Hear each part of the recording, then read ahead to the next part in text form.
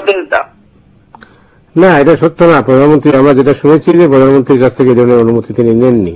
যাই হোক, তৈরি মালিক আপনার কাছে আসতে পারে, যেটা একটা মৌলিক প্রশ্ন আছে, যেটা বিশেষ করে গণমাধ্যমে উনি যেটা সন্দেহ করছেন যে লতিফ সিদ্দিকীকে অপসারণ করা হতো না যদি উনি ধর্মানুভূতির সাথে জয়ানুভূতিতেও আঘাত না দিতেন সেজন্য।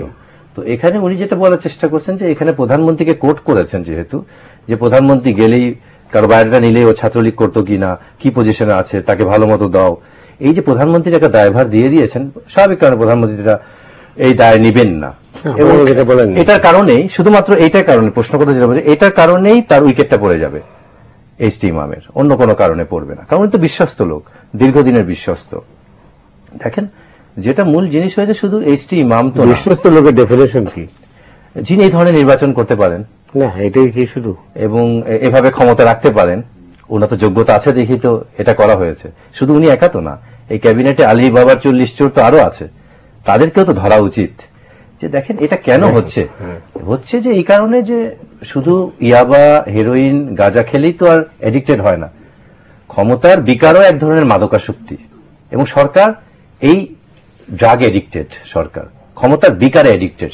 এটা দুনিয়ার সব দেশের সরকারগুলো, না দুনিয়ার সব দেশে, আমাদের দেশেও ধরেন পুলিশের কথা যেটা বলা হয়েছে যে পারমিশনের কথা, দেখেন আমাদের পুলিশ, র্যাব কিংবা সরকারি প্রশাসন যেটা আছে, খুব অনেস্টলি বলতে হয়, এটা হচ্ছে আলাউদ্দিনের আশ্চর্য প্রদীপের ওই দৈত্যের মতো।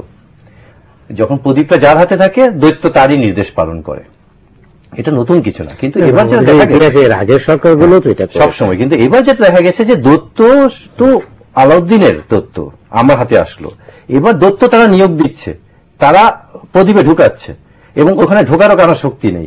100% ছাত্রলীগের কোটা দিয়ে দেওয়া হয়েছে। যে এইটা এই কারণে যে সরকার যখন দ্বিতীয়বার জোরপূর্বক অবৈধভাবে যখন ক্ষমতায় আসলো 5 তারিখে নির্বাচনে, এখন তার চাহিদা গেছে বেড়ে। এখন বাংলাদেশটা তো ছোট, একটা ইঁদুরের গর্তের মতো, সেখানে একটা হাতিরকে আপনি পালন করতে পারেন না। তো একটা হাতি যখন বাচ্চা দেয় মোদি ভাই, বাচ্চাটার ওজন হয় 4.5 মণ, হাতির বাচ্চার ওজন। তো হাতির বাচ্চা ছোট, কিন্তু তার ওজন এই 4.5 মণ ওজনের বাচ্চাটাকে বহন করার মতো কি আমরা যোগ্যতা রাখি কিনা। তো এদের তো পেট আমরা পূরণ করতে পারছি না কোনো ভাবে। যে আমি খুব সরাসরি উত্তর দিই। উনি একটা প্রশ্ন করেছেন যে গণমাধ্যম একটা তার সংবাদটা পরিবেশন করেছে,